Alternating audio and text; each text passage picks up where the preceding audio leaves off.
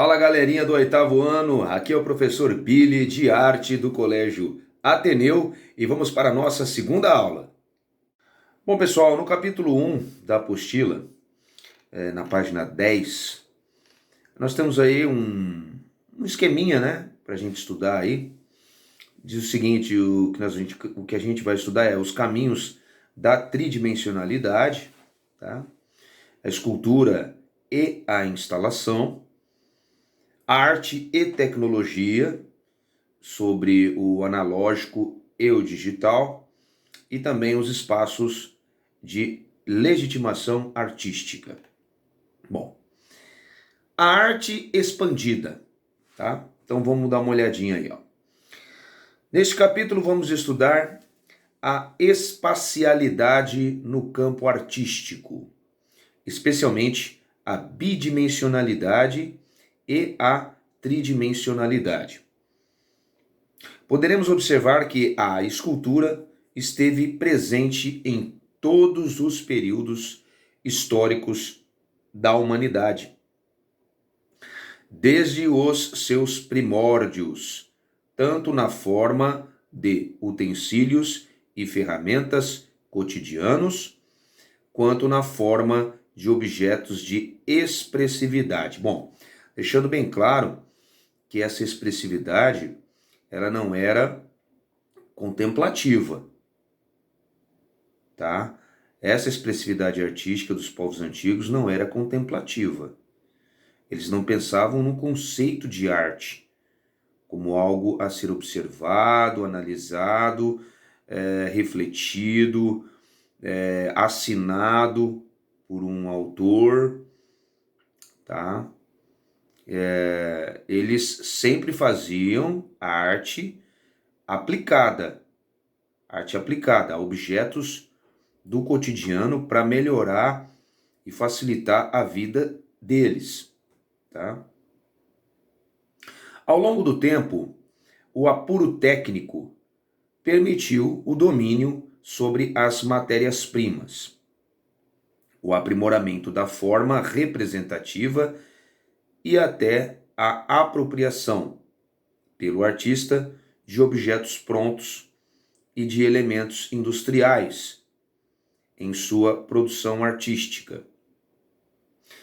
Aqui está dizendo que, com o passar do tempo, eles foram, lógico, aprimorando as técnicas, encontrando novos materiais, aperfeiçoando essa técnica para melhorar os objetos que eles faziam, as esculturas que eles faziam, com materiais diferenciados, e até mesmo os materiais que eles já utilizavam iam melhorando o próprio objeto, a própria escultura ia sendo melhorada, ainda mais com o advento de elementos industriais posteriormente, que também depois foram incorporados em obras de arte. Estudaremos também algumas formas de uso de tecnologias na criação artística, como os recursos audiovisuais, as projeções virtuais de larga escala e sua relação com o espaço físico. Isso aí já está falando da questão da arte contemporânea, das instalações em galerias ou até fora delas, em espaços abertos, espaços em praças, em locais assim, onde realmente hoje o artista utiliza linguagens diferenciadas, suportes diferenciados para produzir a sua arte visual, tá? Que é a questão da instalação artística, que a gente vai ver depois, né? E eles utilizam muito a questão da tecnologia, tá? Na questão audiovisual, quer dizer, projeções, telões, né? Questão virtuais também usa muito a questão da tecnologia de internet, softwares, enfim. Eles gostam muito de utilizar a tecnologia, mas depois nós vamos apreciar isso com mais detalhes. Bom, analisando essa obra aí, ó, agulhas, ganchos e arpões, final do período Jomon, no Japão, aproximadamente de 1000 a 300 anos antes de Cristo. Hoje essas peças estão no Metropolitan Museum of Art, em Nova York. Tá? Observe que não tem um nome. A arte não tem um nome. Tá aí agulhas, ganchos, arpões. Apesar de ser uma coisa extremamente contemplativa, né? Dá perfeitamente para a gente ficar horas observando, analisando, interpretando, mas naquela época eles não pensavam, as pessoas não pensavam em arte como um conceito contemplativo, né? De expressão. Não era algo para se expressar a arte, tá? Era algo para facilitar a vida das pessoas, né? Então, nesse caso aí, hoje sim, hoje, de acordo com, por conta da questão histórica, né, da importância histórica desses objetos, claro que eles são contemplativos hoje. Hoje são verdadeiras obras de arte, estão em museus, né? E a gente sim fica horas e horas contemplando, mas por conta do valor histórico, tá? E não no conceito de arte. Então a gente observa aí, né, que de uma forma muito quase que industrial, mas não é, foram feitos de forma manual, são objetos totalmente artesanais, mas com uma elegância, com uma precisão extraordinária, não é? Inclusive tem algumas palavras em japonês ali, algumas letras, né, em japonês ali, gravadas nas peças, nas minúsculas peças, né? Provavelmente aí para pescar, para caçar, enfim, pontas de lança, pontas de flechas, que eles utilizavam naquela época, tá? Muito interessante. Bom, os japoneses são extraordinários na questão de produção, né? Em todos os sentidos.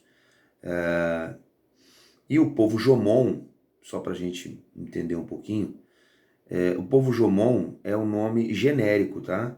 De vários povos que viveram no arquipélago japonês, na ilha, né? Porque o Japão é uma ilha.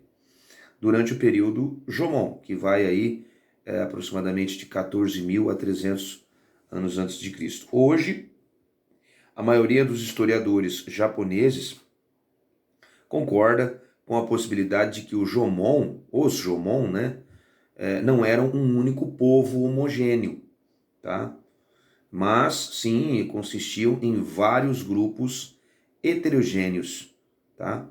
Dentro daquele período. Bom, continuando aí, ó, os caminhos da tridimensionalidade, né? Aí fica uma pergunta: como os homens da pré-história e da antiguidade desempenhavam atividades diárias essenciais à subsistência? De que maneira aravam a terra para o plantio? Como caçavam e confeccionavam peças de vestuário? Certamente, o desenvolvimento de habilidades escultóricas, vamos dizer assim, de esculturas, né? As descobertas e o aprimoramento do uso de materiais, que são suportes, permitiram que o homem progredisse na confecção de objetos cotidianos diversos, como esculturas que não tinham uma utilização prática aparente.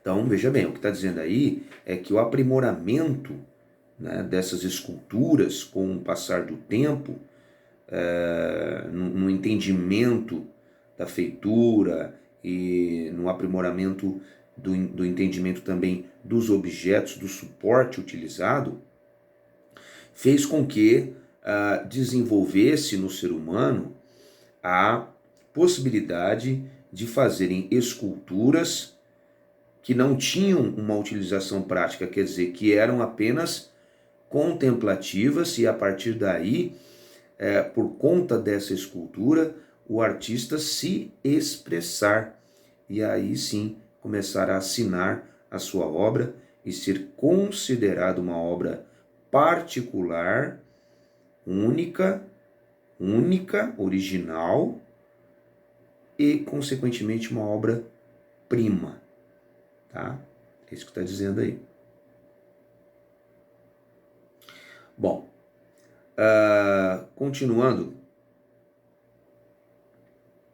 Desse modo, é possível supor que desde os primórdios a humanidade utiliza a tridimensionalidade como recurso de expressividade. Tá? Quer dizer, não era uma expressão como é hoje a escultura. Tá? Era uma expressividade no sentido de achar o objeto, lógico, ele tinha uma estética, o objeto. Claro, que eles faziam um vaso, uma roupa, um adorno, quer dizer, um objeto, um acessório para eles utilizarem no corpo, né? Tinha uma questão estética, mas não era, eles não pensavam em uma coisa individual, e sim coletiva. Tá? Então tudo que eles faziam, mesmo que uma pessoa sozinha fizesse um determinado objeto, aquele objeto pertencia à tribo, pertencia à coletividade. Tá?